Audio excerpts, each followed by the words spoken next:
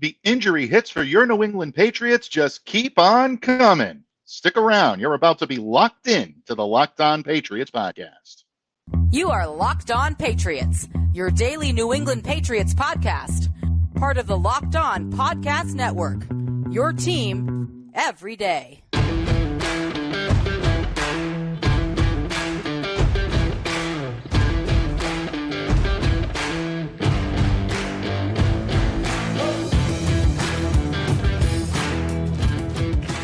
Hello to all of you Foxborough faithful, and thank you once again for making Locked On Patriots a daily part of your New England Patriots coverage and also your first listen every day. Subscribe or follow for free wherever you get your podcasts to ensure that you get the latest episode as soon as it's available.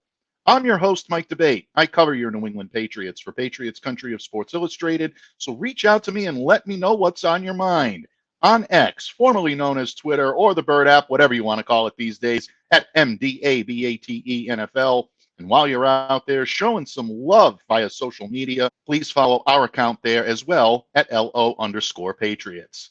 And Pats fans, it is almost time to turn the page to Week 7 here on Locked On Patriots. A divisional matchup against the Buffalo Bills is on tap this weekend. But there's still a little bit more digging to do when it comes to their Week 6 loss to the Las Vegas Raiders. We need to dig up some reason in all this, folks. And who better to find that reason than my Patriots paisan, Steve Balestrieri of PatsFans.com. Going to pop in here in just a moment. We're going to talk offense. We're going to talk defense. What went well? What needs improvement? So stay locked into Locked On Patriots, folks. You are not going to want to miss Steve's reason and, of course, his wisdom and counsel as well. But before I welcome my good friend in here today, your New England Patriots returned to the practice field on Wednesday, and I can confidently say that the Pats yielded one of the longest lists of walking wounded I've ever seen in my time covering the team. The Pats listing a whopping 20 players on their injury report. In fact, Andrew Callahan of the Boston Herald called this out really well. He added that when you consider the players on IR and on PUP, a whopping 26% of the New England Patriots roster is battling some sort of ailment. And the hits just keep on coming. But there is some good news. The New England Patriots did welcome back a trio of players that we've been waiting to see back on the football field. Demario Douglas on the field on Tuesday in the Patriots walkthrough. He was back on the field on Wednesday as well. Juju Smith-Schuster also was out in concussion protocol. He was back on the field on Wednesday. And, of course, the big news out of Tuesday, Jack Jones activated from IR. He is designated to return. Still not completely sure whether or not he'll suit up this Sunday, but right now all signs are pointing toward it. All three players, limited participants, but it's still good to see him out there and back on the field. But New England continues to have its share of injury problems, folks, and there's just no other way around this. Hunter Henry out of Wednesday's practice with an ankle injury. Josh Uche out with a foot injury. That kept him on the shelf for a little while during Sunday's game against the Raiders. Jonathan Jones, we all saw the ankle continuing to hamper him. He was out with an ankle injury. Trent Brown, originally we thought this was an undisclosed injury. Apparently it's still the chest injury that he's dealing with. No real surprise here that Keon White was out of practice. He's in concussion protocol. I'd say it's very unlikely he's going to suit up this weekend. And perhaps the most interesting injury nugget of the day relating to Riley Rafe. He's out with a knee injury. And what's interesting about this is that Bill Belichick was asked about this on Wednesday morning about Riley not being able to suit up for Sunday's game against the Raiders. Bill was very careful to relay that the same knee injury that kept Riley Rafe on IR is not the same knee injury he's dealing with right now. So what that means for his future, whether or not he's going to be able to give it a go this weekend, a lot of that up in the air right now, folks. Continue to stay locked into Locked On Patriots as we bring you the very latest when it comes to that extensive list of Patriots walking wounded. If you're wondering who else popped up on the report, David Andrews continues to be hampered with an ankle injury. Christian Barmore with a knee injury. Cody Davis, he's still in his 21-day window. He's listed with a knee injury. Kyle Duggar continues to be listed with a foot injury, as is Trey Flowers. Trey is in the same position as Cody Davis, folks, still in his 21-day activation window. Devon Godchow with an ankle injury. Michael Wainu, he continues to be listed with an ankle injury, although all signs point to him giving it a go.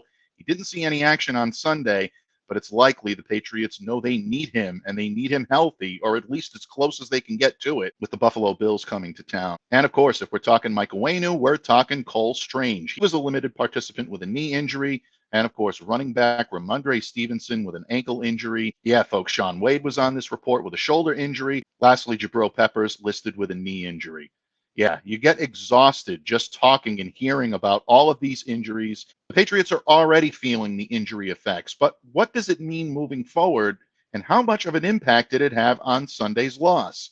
Well, we're going to delve into those subjects in just a moment because, as advertised, my good friend Steve Balestrieri of PatsFans.com and, of course, co-host of Patriots 4th and 2 with Derek Havens, going to pop in here in just a moment to give you all of the wisdom, counsel, and reason you need in Patriots Nation right now when this episode of the Locked On Patriots podcast continues, a proud part of the Locked On Podcast Network, your team every day. Locked On listeners, our partners over at eBay Motors have teamed up with Locked On Fantasy Football host Vinny Iyer to bring you some of the best fantasy picks each week all season long. Whether you're prepping for a daily draft or scouting the waiver wire, every week we're going to provide you players that are guaranteed to fit on your roster. So let's see who Vinny has picked out for us on this week's eBay's Guaranteed Fit Fantasy Picks of the Week. George Pickens got further locked in as a second-year wide receiver for the Steelers before the Week 6 bye, hooking up with second-year quarterback Kenny Pickett for 6 catches, 130 yards, and a big touchdown on 10 targets against the Baltimore Ravens. Just for good measure, he even added a rush for 16 yards. Pickens is just being trusted to make plays, even in the tough matchups, and he's being trusted by his young passer with whom he has a great chemistry. The Rams and the Jaguars aren't the easiest draws in the next 2 games, but Pickens' physical talent can rise above them with his size and field-stretching ability. Folks, Vinny Iyer from Locked On Fantasy Football is going to help you win your fantasy championship. And eBay Motors knows a championship team is about each player being a perfect fit. It's the same thing with your vehicle. With over 122 million parts for your number one ride or die, you can make sure your ride stays running smoothly. Whether you need brake kits, LED headlights, a new roof rack, bumpers, whatever your baby needs, eBay Motors has it. Just enter your vehicle's make, model, and year into their My Garage section and find the parts that fit. And with eBay Guaranteed Fit, it's guaranteed to fit your ride the first time, every time, or your money back. Plus, at these prices, you're burning rubber, not cash. So keep your ride or die alive at ebaymotors.com. eBay Guaranteed Fit only available to U.S. customers. Eligible items only. Exclusions apply. Patriots fans, thank you once again for taking time out of your busy schedule to join us right here on the Locked On Patriots podcast, a proud part of the Locked On Podcast Network, your team every day. And of course, folks, we are joined today by my good friend, my Patriots paisan, a columnist extraordinaire for PatsFans.com, and also the co-host of another amazing Patriots podcast, Patriots 4th and 2, alongside Derek Havens. And Steve Balestrieri joins me here today. Steve, welcome to the pod. Thank you so much for joining me here today. Always a pleasure, my friend. And I wish we had more glad tidings to talk about this week, but it was not to be. And, but this is our job, and we put both oars in the water. It's not easy times here in New England. You're absolutely right. 1-5 record this late in the season is certainly not a position that the New England Patriots are used to seeing, that the fan base is definitely not used to dealing with. It's been a long time since this team has stared directly in the face of non-playoff contention in October. We've heard a lot, Steve, in the last couple of weeks about starting over, especially after the Patriots dropping a dismal showing to the New Orleans Saints on their home field, 34-0. Murph joined me here yesterday on the pod, and we talked a little bit about the improvements that were made. The Patriots, a hard luck loss to the Raiders, 24-17 on Sunday at Allegiant Stadium in Las Vegas. But improvements are one thing, but getting to the level that you want to be at is completely different. And Bill O'Brien said this when he addressed the media Tuesday morning. Some were better, but obviously not enough. So in that vein, we're going to take a look at the 2 major units of the New England Patriots. And let's start with the offense in general, Steve. Mac Jones completing 12 passes, 200 yards, one egregious interception. I think we can all agree a very ill-timed and ill-fated pass that really should have never left Mac's hands. But all in all, you did see seedlings of what he could be if he gets protection, and he has some level of confidence and comfort no matter where he's aligning. The job that he did helping to orchestrate the 2 touchdown runs I thought was encouraging. What specifically did you see from Mac where if you're a Patriots fan, you can say, okay, that'll help us get through the remainder of the season? Well, again, they started off, they always seem like when they take the field, they're thinking the game starts in 2 hours, not in 5 minutes. They just start so slow, they look lethargic. And, because of that, they're always deep in a deep hole. And this offense is not designed to come out of deep holes, They immediately go behind 10-0. And then, they hit Ezekiel Elliott with a screen pass, go 74 yards for a touchdown. Okay, now we're clicking a little bit, right? But there's a penalty.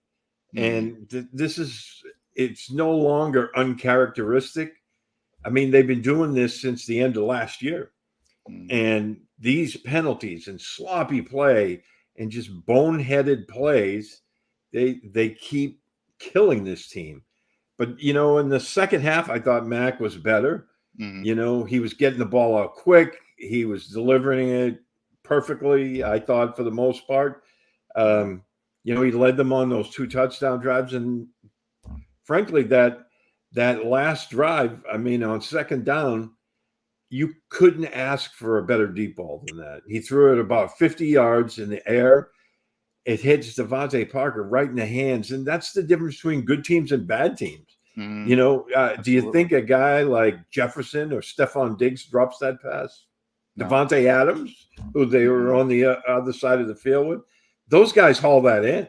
Yeah. And then you have almost 2 minutes, and you're on the plus side of the 50, where realistically you only need 10 or 15 yards and about, just say, a minute and a half, and you have a chance to win the game. And these are the things that they keep shooting themselves in the foot with, right. And toward his interception there at the end of the first half, Hunter Henry was wide open and he threw it way over his head. And, that's, again, those are the things that cause bad teams to lose. Good teams make that play and they win. Yeah, without any question. And I'm glad that you mentioned that play because it can be a way to get this offense kick-started. And I talked about this a little bit on Monday's episode. A play like that gives you momentum. It brings excitement. It allows the players on the field to get excited about what's to come. It allows the players on the sideline to get behind their team. It takes the crowd out of the game, obviously, in a situation like the Patriots had on Sunday where they're the visiting team in Las Vegas. But there's so much that can ride on a play like that. And when it's incomplete the way it was, especially because the pass absolutely should have been caught, there is no excuse for that pass not being hauled in by Devontae Parker. I know he talks about the fingertips, folks. We've seen the slow motion. We've seen the still shots. That hit him in a lot more than the fingertips. That needs to be caught. That was not on Mac whatsoever. That is all on Devontae. And you saw the erosion of offensive momentum right after that. The delay of game penalty, obviously, it messes with your confidence, and then the sack to end the game. I think in my 4th and 5th viewing of that, I think I was probably a little more harsh on Mac than he should have. Yes, the check down was in front of him. You can get rid of the ball, but when you got Max Crosby closing in and you only have Mike Gesicki and Verdarian Lowe trying to block in that case, yeah, just not a good situation for the New England Patriots. And unfortunately, yeah, they paid the price for it, and they paid the price in a big way, folks. So New England right now trying to bite on to what they did better. I thought the offensive line did a much better job of keeping Matt clean in this game. They had a 29.7% pressure rate. That's a season low for the New England Patriots on the quarterback. I thought they did a better job of keeping him upright and giving him a little more comfort. And you mentioned that about Mac being better in the second half. I think that's one of the big reasons why there wasn't that relentless pressure that we usually see on Mac. But the early penalties, the late penalties. These are things that continue to keep killing the momentum on this team. And it negates some of the good stuff that the Patriots did do offensively. I thought the incorporation of more motion and more inside zone in the running game was a very good way to get this running game back on track. And they had a pretty good game against this Raiders defensive front. Is this something that the Patriots should work on and continue to do moving forward? Or did, like Murph said earlier this week, simply do the best they could in taking what Josh McDaniels was essentially daring them to do? Yeah, I think that's spot on. When I look at the running game, I think because they ran the ball better in the second half, that opens up some of your passing game, and it allows your quarterback to have more than a microsecond before he has to get rid of the football. Those are things that they absolutely have to do, and they have to get better at run blocking. And we'll see. I mean, there's still a long way to go. I'm not saying they're going to make a playoff run or anything, but there's still a long way to go where they can salvage, a decent season. I'm not saying, 10 or 11 wins anymore. I was very bullish on this team at the beginning of the season, but, you can be a lot more competitive when you just simply run the football better. And, they need to make some other changes as well that I've been harping on for weeks, but, we'll get into that, I'm sure, in a bit. I don't think we'd be doing ourselves justice if we didn't mention unleashing Kendrick Bourne in the slot. 10 snaps in the slot, and this is something that I think a lot of Patriots fans really love to see. 10 catches out of the slot on 11 targets, 89 yards.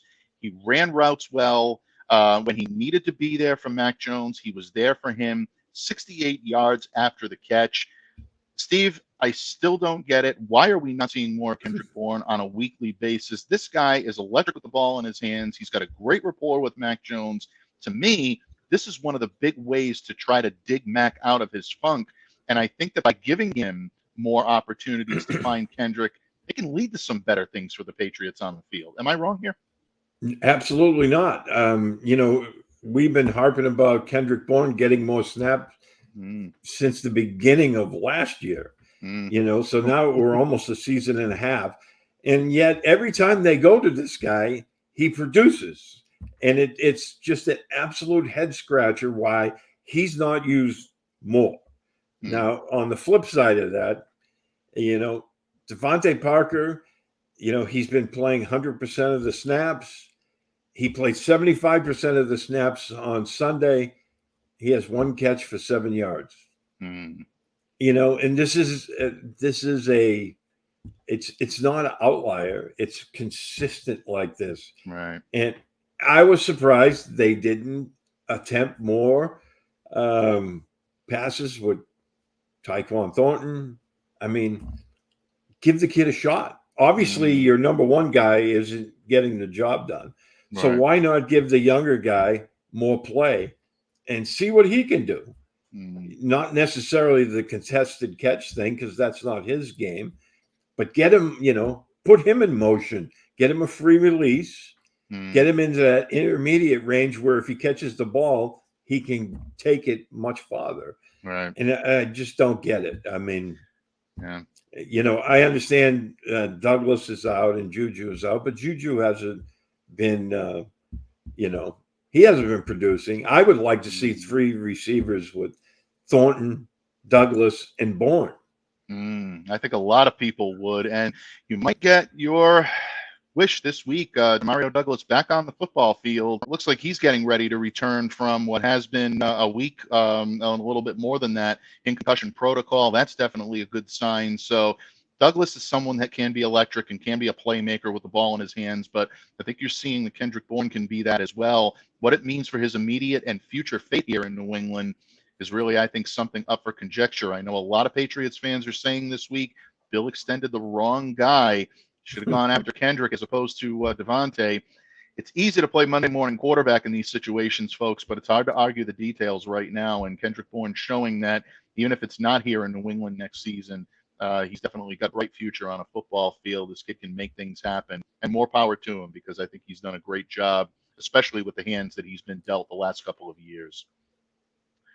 Steve, overall, I think the Patriots offense played better, but they're still not where they need to be by a long shot.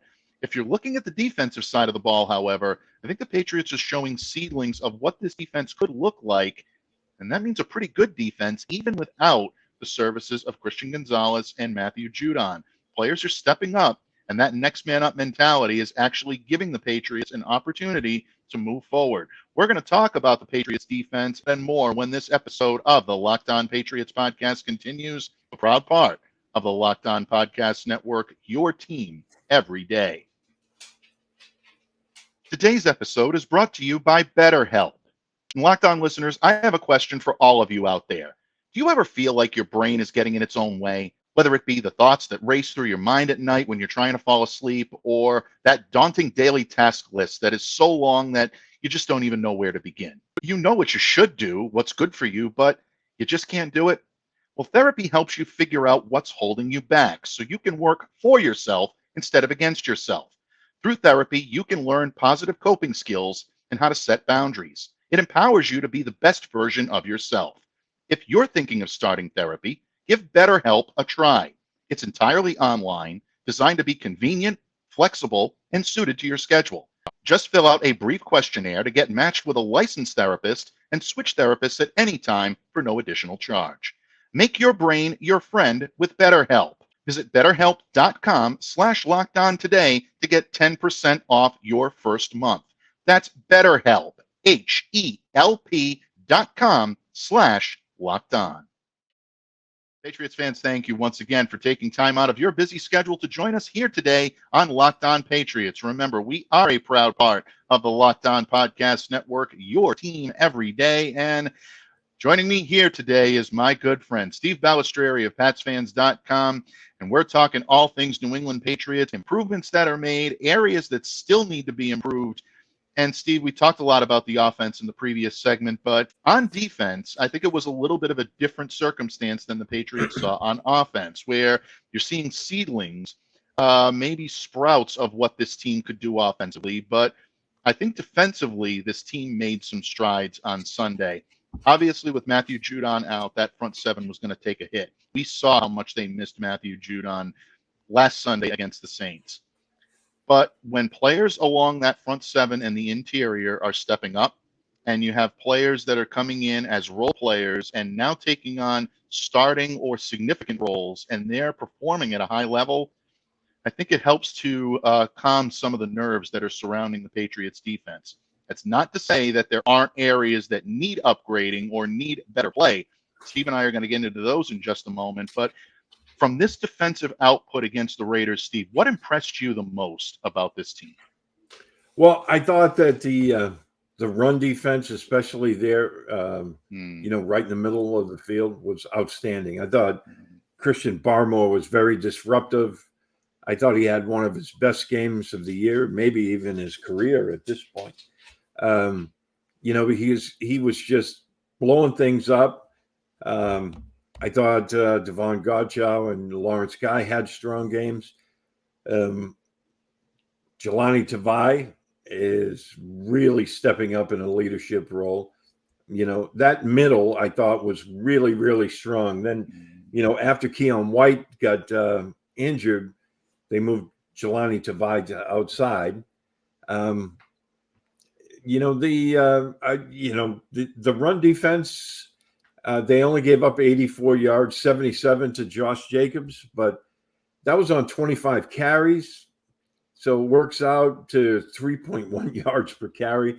I think you'll take that all day long. Any game of the week. As a team, the Raiders only averaged 2.5. So, I thought the run defense was strong. Unfortunately, they got bit by injuries. Uche went out, although he didn't really have a good game up until he was hurt. Keon White was injured, and you could tell Jonathan Jones was laboring with that ankle injury of his. He's trying to play through it. But, the injuries in the secondary just kind of have multiplied. But, they're getting Jack Jones back this week. I think that's great news. I thought J.C. Jackson did a really good job on Devontae Adams. Only 2 catches for 29 yards. Yeah. I don't think he'd argue with that again if this game was being played this week. So overall, I thought the defense played pretty good. I mean, what did they give up? 19 points. So, I mean, when your defense only gives up 19 points, you should win that game. So, I thought the defense was good. I mean, it wasn't perfect. They do have a ton of injuries. Again, the only thing I would say is they're not getting that outside pressure on the quarterback. Tavai had I think he had a sack, didn't he? And Bentley, but they're outside guys. Uche wasn't producing again. He's finding life is tough without Matthew Judon. I thought Anthony Jennings played the run extremely well. Setting the edge, but he wasn't getting much pressure either. Yeah, I think that's a very good point about pressure. And I know a lot of people are going to point to Uche on that. And look, he needs to be more active in the pass rush. He didn't register a stat line in this game before he left. So that should tell you something about not just his usage, but about his effectiveness against a team that the Patriots really needed the pass rush to step up. They knew they were going to have quarterbacks on their heels. And after Jimmy Garoppolo goes out, you have to think that pressure is going to increase on someone like Brian Hoyer, who's older, knows the system, knows what the Patriots are capable of. So how do you combat that? You throw pressure at these guys. You make them confused. Confuse them before they have a chance to actually realize what they're looking at. That's something that I do believe the Patriots defense has to do a better job of. But run defense, I absolutely agree with you. I thought Christian Barmore had one of his best days as a Patriot defending the run. 5 tackles, 1 went for a loss. He was active in the pass defensive scheme as well. He had 2 pass breakups. So this is the type of Christian Barmore we want to see if you're a New England Patriots fan. Moving forward, that's the type of guy that you want to see out there week in and week out and being a presence in the interior of that defensive line. Would have liked to have seen a little bit more from Dietrich Wise. I think Dietrich's been good this season, but just probably a subpar game for him. I'm willing to chalk that up at that point. What can you say about Jelani Tavai? Was all over the place, settling down after a very difficult, unnecessary roughness penalty. But for the people marking score at home, that was a penalty. I don't think anyone was. Who watched the game was like, "Oh, that was ticky tack." I just went. Yeah, I think the late great Gorilla Monsoon would have called that a patented side suplex. I think that he put. That was I mean, if you're a Patriots fan, you're laughing at that. If you're a Raiders fan, you're throwing stuff at the television. But I thought he settled down nicely. He had a very good stat line in this game: 7 tackles, 2 pass breakups, the interception off of another thunderous hit by Jabril Peppers on Devontae Adams. Really made him pay for catching that ball. And it was a clean hit. And, you look at what the Patriots are able to do. They at least came out with some physicality and let the Raiders know that they weren't going to push this team around the way they had been pushed around in 2 previous games. The Patriots defense had a little bit of fire, and they knew they had to get the job done. And, of course, bottom line, I think the linebackers, you mentioned Jennings, 6 tackles, 1 for loss. Juwan Bentley, the 4 tackles, and 2 quarterback hits. This team definitely had an opportunity to do something special. So ultimately, I think the defense performed better than the offense, Steve. But we're down to the last couple of minutes here. Just your final thoughts on what you want to see from the Patriots on the practice field this week that you'd like to see them perform better at against the Buffalo Bills on Sunday. Well, the first thing I want to see on the practice field is not 12 guys questionable and 5 guys out or whatever it was. I mean, the injuries are piling up and it's getting ridiculous. But second of all, I mean, I know Connor McDermott's coming back this week. At this point, I don't have any problem with giving him a shot at right tackle because frankly, it's not getting done over there. And we know he was a pretty good run blocker. So maybe that will, ignite the running game. I mean, it's going to be tough against the Buffalo Bills. We all know that. I'm not expecting miracles here, but, if you can run the ball, just a little bit, it helps your quarterback throw. And, I think they have to put a premium on running the ball this week, play action passing. And I wish their defense was a little more healthy for this game, but it is what it is. You have to play with the guys that you have. I think we'll see a lot of zone this week against the Bills with, Josh Allen. And I think that's the way you have to approach it. But offensively, I want to see more of the young guys. I mean, your vets aren't getting it done. They're not, producing. I mean, the only guy producing that's a veteran, in the passing game is Bourne. So I want to see more Thornton. I want to see more Douglas, and obviously, Kendrick Bourne. I think those three guys, what do you have to lose at this point? You're 1-5. The Bills won't be expecting that. So, you roll those guys out and it's forcing them to adjust on the fly. So I don't know. I mean, at this point, I don't think anyone has any answers for this offense. Yeah, it's true. Buffalo presents so many challenges for the Patriots and has now for so long, both on offense and on defense. It's not going to be an easy game. And don't forget, folks, tomorrow right here on Locked On Patriots, we're going to cross the streams with one of our favorites here on the network. The great Joe Marino, host of Locked On Bills, will join me as we do our Locked On Bills, Locked On Patriots crossover. All you want to know about the Buffalo Bills can be summed up by this man, and I'll lend my wisdom and counsel on the Patriots where applicable. So be sure to stay locked into Locked On Patriots. But in the meantime, I thank my good friend, my Patriots paisan, Steve Balestrieri, for joining me here today on the pod and lending the wisdom, counsel, and reason the way only he can. Steve, thanks so much for dropping by today. We can't wait to talk Patriots football with you next week right here on Locked On Patriots. Absolutely, my friend. And, we didn't get to it in the show, but, I want to see them use Malik Cunningham a little more as a gadget type guy. Bill O'Brien and his comments on Malik Cunningham and things that need to happen for the New England Patriots to really be effective offensively.